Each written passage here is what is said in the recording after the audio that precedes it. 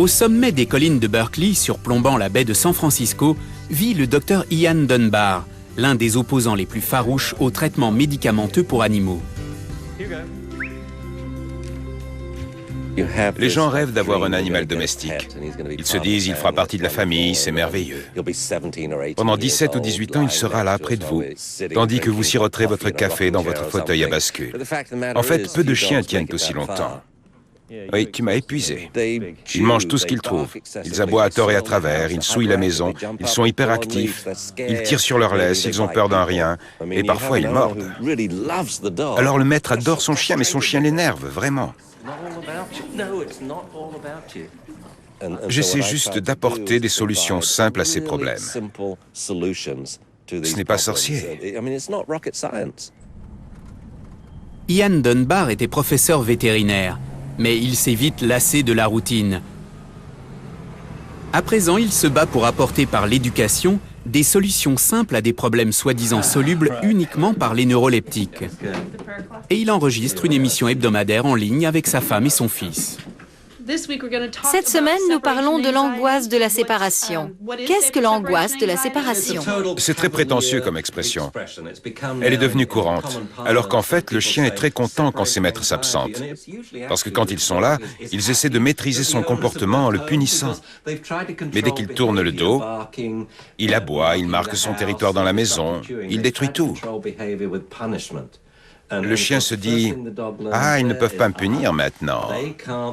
Chouette, je vais tout massacrer. Je vais faire pipi partout et caca. Je vais manger des pantoufles, je vais aboyer.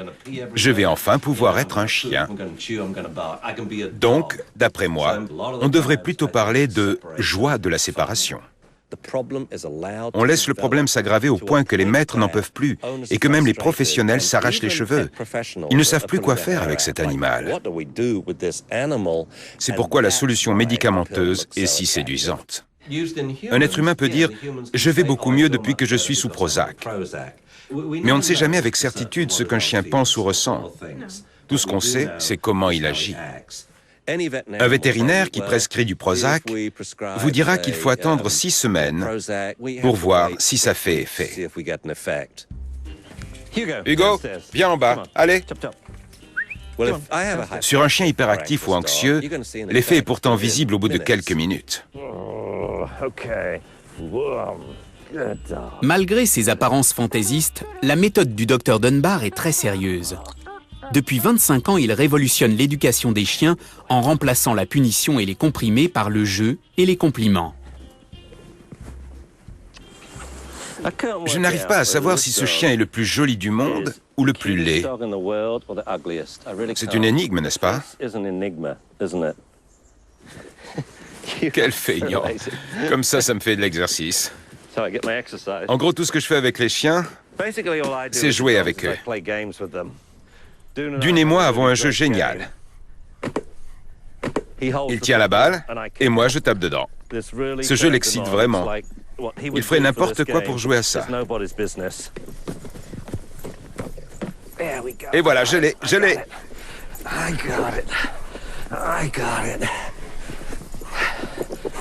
La règle est très simple.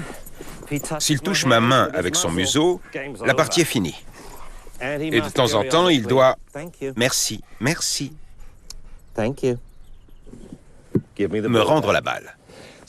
C'est ça qui est très amusant.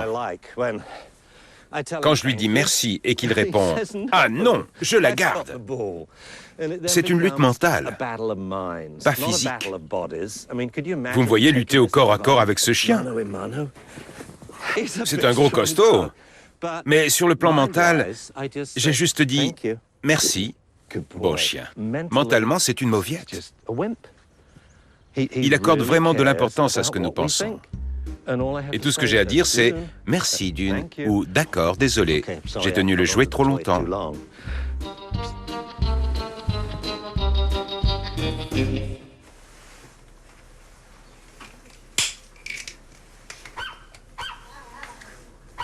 L'un des gestes quotidiens de Claire Labelle consiste à donner ses comprimés à son chien Timmy.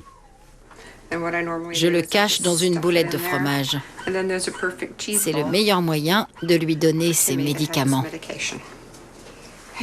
Une boulette de fromage, c'est toujours bon à prendre. Hein? Timmy a d'abord testé les produits pour humains, notamment le Valium et le Prozac. Maintenant, il prend des anxiolytiques spéciaux pour animaux. Ça, c'est mon gentil chien. Timmy est interdit de séjour chez les autres vétérinaires à cause de son agressivité. Mais ici, Claire et sa sœur sont les bienvenus. Pour les praticiens de la nouvelle génération comme le Dr Ackerman, les neuroleptiques sont utiles et n'ont pas à inspirer de méfiance. Vous êtes prêts? Entrez. Quelle différence! Il est vraiment gentil. Je n'ai jamais vu votre chien aussi calme. Vous avez fait un énorme pas en avant. Je ne l'ai jamais vu aussi paisible et heureux. C'est incroyable. Vraiment incroyable. T'es content, hein? On t'a donné tous les médicaments possibles, hein? C'est toi le chien qui me mordait? J'essaie le truc que je vous avais montré. Dès qu'on le met la tête en bas, ses nerfs se relâchent. Ah, ça y est, il est détendu. Le traitement s'accompagne d'exercices qui font de l'effet chez le vétérinaire. Mais dès que Timmy retrouve le monde réel, les ennuis recommencent.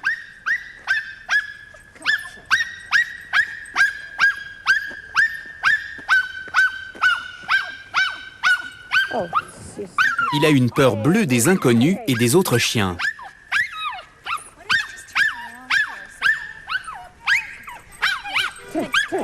Il s'en prend à sa maîtresse et pousse des aboiements tellement aigus qu'il déclenche les alarmes de voiture.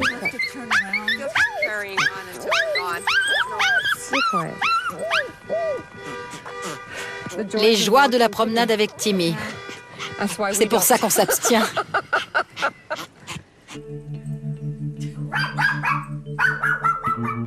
Une fois rentré, Timmy se pavane partout dans la maison pour bien montrer qu'il est chez lui.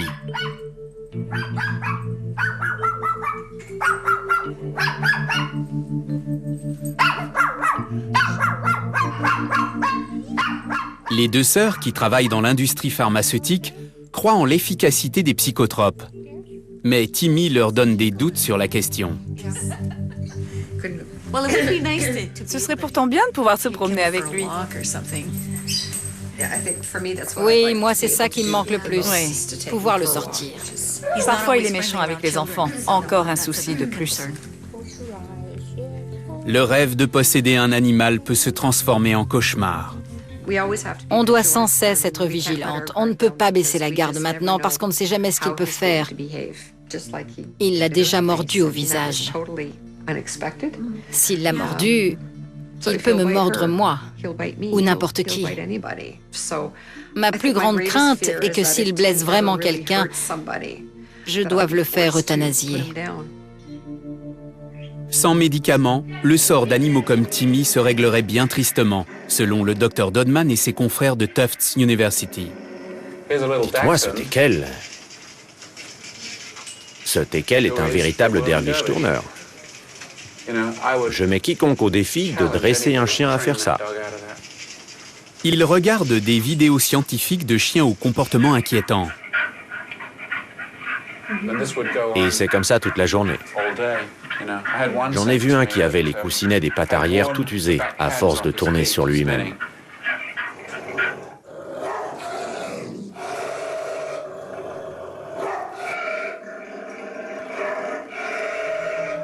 Je n'aimerais pas être à sa place. Le cas de ces animaux est tellement désespéré que sans traitement, leur issue est souvent fatale. Ces troubles sont tellement graves qu'ils se terminent par une euthanasie. On élimine 2 200 000 chiens par an dans les refuges et les fourrières des États-Unis. Et sans doute autant de chats. 4 à 5 millions d'animaux, c'est chaque année un véritable holocauste. Ils meurent par milliers.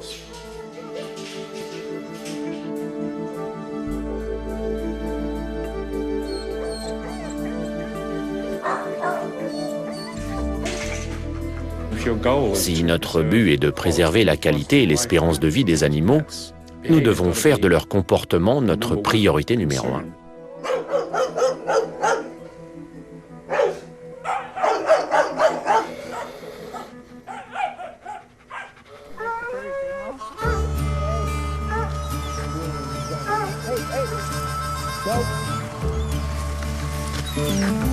À North Bay, dans l'Ontario, cette famille canadienne, les Taillefer, profite du printemps avec ses chiens.